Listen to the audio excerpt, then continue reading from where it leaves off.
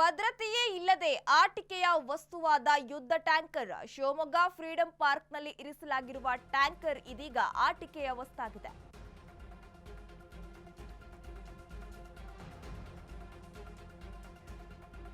ಆಟಿಕೆಯ ವಸ್ತುವಾದ ಯುದ್ಧ tanker ಹೇಳೋರಿಲ್ಲ ಕೇಳೋರಿಲ್ಲ tanker ಬಳಿ ಇದೀಗ ಪುಣೆಯ ಕರ್ಕಿ ಕಂಟೋನ್ಮೆಂಟ್ ಇಂದ ಬಂದಂತದ್ದು. ಎಂಆರ್ಎಸ್ ಸರ್ಕಲ್ ನಲ್ಲಿ ಸ್ಥಾಪಿಸುವ ಉದ್ದೇಶದಿಂದ ತರಲಾಗಿತ್ತು ಈ ಟ್ಯಾಂಕರ್ ಎನ್ನುವ ವಿಚಾರ ಗೊತ್ತಾಗ್ತಿದೆ. ಹೆದ್ದಾರಿ ಹಾದು ಹೋಗುವ ಹಿನ್ನೆಲೆ ಫ್ರೀಡಂ ಪಾರ್ಕ್ಗೆ ಟ್ಯಾಂಕರ್ ಅನ್ನ ಶಿಫ್ಟ್ ಮಾಡಲಾಗಿತ್ತು. ರಾತ್ರಿ ವೇಳೆ ಯುದ್ಧ ಟ್ಯಾಂಕರ್ ಬಿಡಿಭಾಗ ಕಳ್ಳತನವಾದ್ರೂ ಯಾರೂ ಕೇಳೋರಿಲ್ಲ.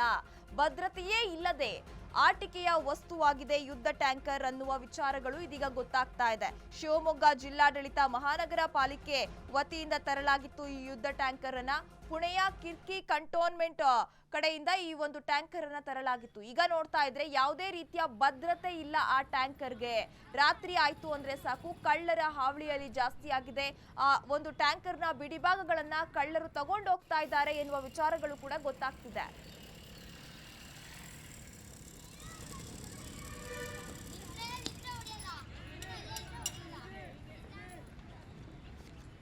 ಈಗ ಶಿವಮೊಗ್ಗದ ಫ್ರೀಡಂ ಪಾರ್ಕ್ ನಲ್ಲಿ ಇರಿಸಲಾಗಿದ್ದಂತಹ ಯುದ್ಧ ಟ್ಯಾಂಕರ್ ಮಕ್ಕಳ ಆಟಿಕೆಯ ವಸ್ತಾಯ್ತಾ ಎನ್ನುವ ಪ್ರಶ್ನೆಗಳು ಮೂಡ್ತಾ ಇದೆ. ನೀವು ಕೂಡ ದೃಶ್ಯದಲ್ಲಿ ಗಮನಿಸ್ತಾ ಇರಬಹುದು. ಅದಕ್ಕೆ ಒಂದು ಸೂಕ್ತವಾದ ಭದ್ರತೆಯ ವ್ಯವಸ್ಥೆ ಇಲ್ಲ. ಮಕ್ಕಳು ಅದ್ರ ಮೇಲೆ ಹತ್ತು ನಿಂತ್ಕೊಂಡು ಆಟ ಆಡ್ತಾ ಇದ್ದಾರೆ.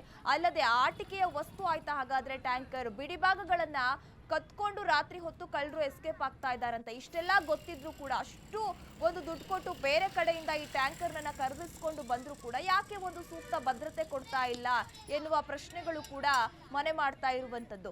ರಾತ್ರಿ ವೇಳೆ ಆಯ್ತು ಅಂದ್ರೆ ಸಾಕಂತೆ ಟ್ಯಾಂಕರ್ ಬಿಡಿಭಾಗವನ್ನ ಕಳ್ಳರು ಕತ್ಕೊಂಡು ಹೋಗ್ತಿದ್ದಾರೆ. ಈ ವಿಚಾರಗಳು ಗೊತ್ತಿದ್ರು ಕೂಡ ಯಾಕೆ ಅಲ್ಲಿನ ಪಾಲಿಕೆಯ ಅಧಿಕಾರಿಗಳು ಸುಮ್ಮನೆ ಇದ್ದಾರೆ ಎನ್ನುವ ಪ್ರಶ್ನೆಗಳು ಮೂಡ್ತಾ ಇದೆ.